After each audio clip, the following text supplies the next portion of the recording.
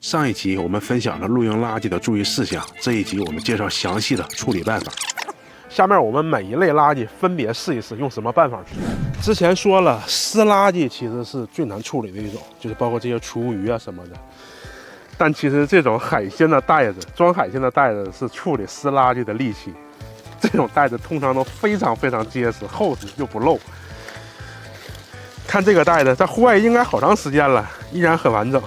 其实当你垃圾分完类之后呢，剩余的厨余湿垃圾并没有多少，所以多套几层塑料袋就带走了。然后我建议你装垃圾的时候啊，先把这些厨余之类的湿垃圾先装起来，然后安安静静的放在一边，你看它到底漏不漏汤。它如果还往外漏汤啊，漏一些液体啊，你就再套几层塑料袋，然后再放在车里。一定记住，签子或者尖锐的物品别放在这里面。如果扎破了，确实会弄脏你的车。此外，我还建议大家在野外，像这种贝壳类的东西，扇贝呀、生蚝啊，一些蚬子，山东话可能叫嘎啦，这些贝壳一定要收好。你在烤、在吃的时候，就准备好塑料袋，装在塑料袋里。这种垃圾在大自然里也很难分解的，然后它又是白色的，看起来特别明显。关于厨余等剩菜剩饭之类的湿垃圾的处理办法呢，其实我不想去说太多，因为有很多正规的垃圾处理视频呢、处理文章，你都可以去参考一下。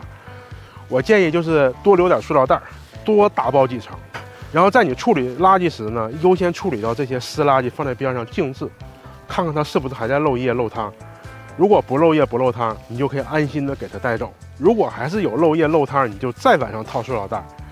再实在不行呢，你把你的脚垫拿下来兜住它，然后脚垫一冲就掉了。其实当你正规分类之后呢，这些垃圾没有多少的，也不像你想象那么复杂。但我知道这是你最不想带走的那部分。看看我脚下这一堆垃圾，就是个很典型的代表。这堆垃圾没什么，你看这是湿巾、烟盒，还有这种纸杯，它都是大自然可以分解掉的。但是因为这些垃圾都是白色的，所以你看起来特别脏、特别乱。多长时间能分解掉？1个月、2个月，有3个月肯定分解掉了。但这3个月，这片草原，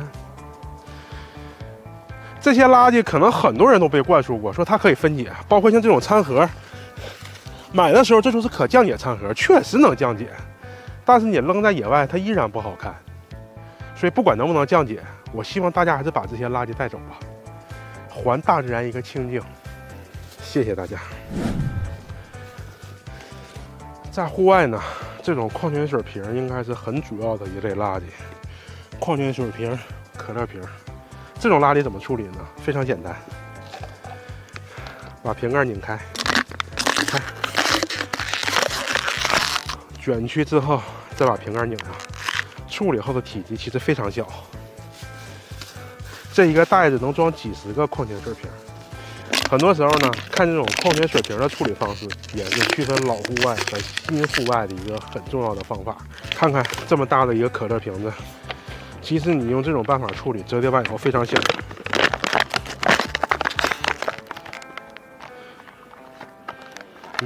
这样就可以带走了。当你把所有的矿泉水瓶都处理完之后，如果你是在城市的公园里露营，你把它放在垃圾箱的旁边就可以，不要扔在里头，因为一定会有人拾取这些塑料瓶去卖钱。你扔到垃圾箱里，它可能翻垃圾反倒给翻乱了。如果要是在野外，一定带走。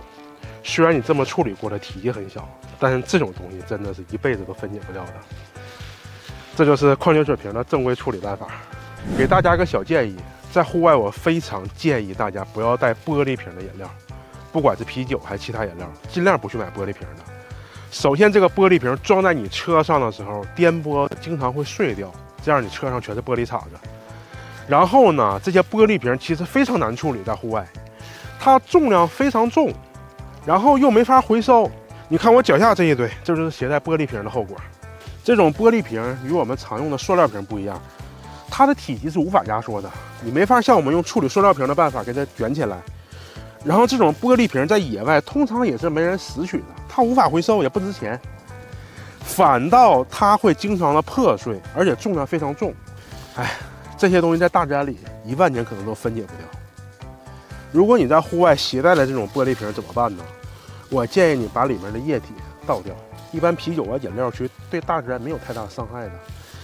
把液体倒掉，然后就把这个瓶子直接放到你的脚下就可以了，放到副驾驶或者后排的脚下。它真的没有其他的处理办法的，一定把玻璃瓶带走。我更不能理解的是，为什么有人要把玻璃瓶打碎呢？面对这一堆碎玻璃，我真不知道要如何处理。难道你指望它过户变成宝石？我祝愿所有在野外打碎玻璃的人好运吧，我希望你们好运。不骂人，不骂人，不骂人，我争取不骂人，克制住自己。在户外垃圾中呢，我经常把这种吃过的签子称之为利器。很多人不想带走垃圾的原因，就是因为有利器还有湿垃圾的存在。这种东西装在塑料袋里会把塑料袋刺破，然后可能垃圾会留你一车，车里的味道会非常难受，因为你的车太干净了。其实这种垃圾很好处理，找一个矿泉水瓶，拧开它，然后把这个签子有尖的这一端放在矿泉水瓶里，像这样。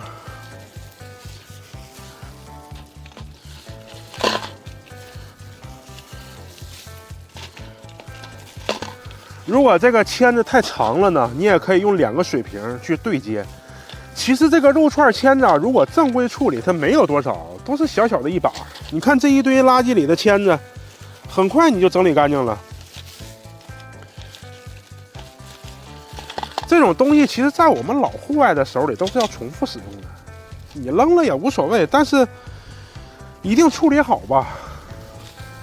看看，这样很简单就可以给它装起来了，然后2个塑料瓶一对接，用塑料袋裹一下就可以带走了。你随便装，它不会刺破你的塑料袋的，没有那么复杂。在户外呢，还有一种垃圾处理要特别注意，就是你燃烧过的木炭。不管你觉得木炭有没有被熄灭，一定要用水再去浇透。你像我脚下的这一堆处理的就比较好，你可以看到很明显的水浇过的痕迹，一定要浇透。不管它有没有熄灭，记住一定浇透，因为这个火灾风险非常大。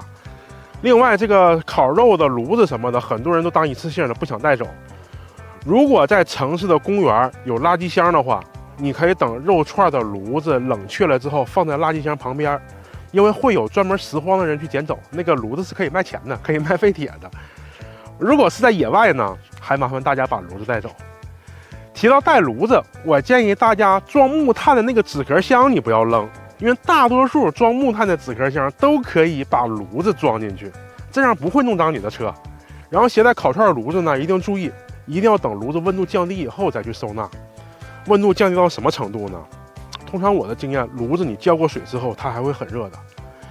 等到手能上去吧，你可以先用手在旁边试试温度，然后看看能不能碰在上面。如果手可以长时间的放在上面，炉子温度才说明降下来，你再去收纳它。炉子和炭是比较危险的。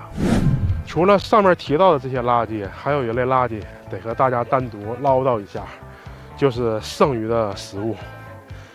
如果你在城市的公园里露营，你不要想什么东西喂小鸟，什么东西喂什么，所有剩余的食物全部要打包带走，全部扔到垃圾箱里打包。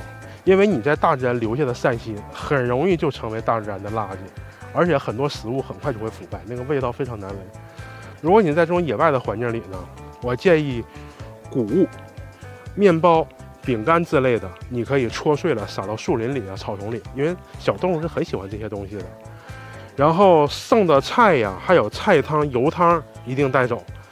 动物是不吃调料加工过的食物，你放在大自然里它只会腐败。另外还有一点你一定要注意，就是菜汤不要直接倒在水系里面，很多地方有小河啊、小溪啊，菜汤不要直接倒在里面，你其实倒在土地上，或者方便的话挖个坑就可以了。你倒在水系里面，那个油会随着水飘很远很远，都不分解掉，非常难看。分享了这么多处理垃圾的方法，一时呢组织的不太好，分享的也比较乱，也不知道大家有没有看懂。因为每当看到这些垃圾，心情真的很不好。最后再嘱咐大家2点吧。第一点，不要尝试去掩埋垃圾，你挖坑的深度不够。如果你想挖一个正规掩埋垃圾的坑，挖坑都要累死你了，你不如把垃圾直接带走。第二，不要在野外焚烧垃圾。我不说焚烧垃圾会产生多大污染，我不是专业的，我不懂。我只说在野外焚烧垃圾，你很容易引起火灾。处理垃圾不成，反倒一把火烧了花花草草。今天我分享的这些方法对你有帮助吗？对你有启发吗？你学到了什么吗？如果没学到什么，我麻烦你倒回到之前，从头再看一遍。如果你觉得对你有帮助，还务必点赞投币，一键三连，这真的对我有非常大的帮助。今天就给大家分享到这儿吧，下一期我们再见。